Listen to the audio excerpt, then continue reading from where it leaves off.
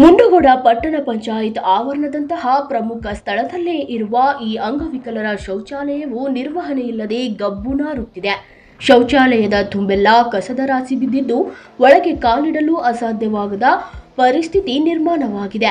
ಇನ್ನು ಶೌಚಾಲಯದ ಬಾಗಿಲು ಮುರಿದು ಬಿದ್ದಿರುವುದು ವ್ಯವಸ್ಥೆಯ ನಿರ್ಲಕ್ಷ್ಯಕ್ಕೆ ಸಾಕ್ಷಿಯಾಗಿದೆ.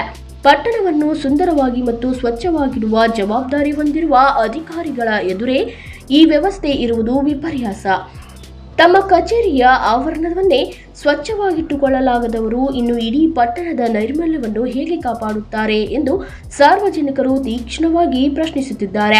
ಪಟ್ಟಣ ಪಂಚಾಯಿತಿಯಲ್ಲಿ ಸಾಕಷ್ಟು ಸಂಖ್ಯೆಯ ಪೌರಕಾರ್ಮಿಕರಿದ್ದರೂ ಸಹ ಸ್ವಂತ ಆವರಣದ ಶೌಚಾಲಯದ ಶುಚಿತ್ವ ಕಾಪಾಡುವಲ್ಲಿ ವಿಫಲವಾಗಿರುವುದು ಬೇಸರದ ಸಂಗತಿಯಾಗಿದೆ.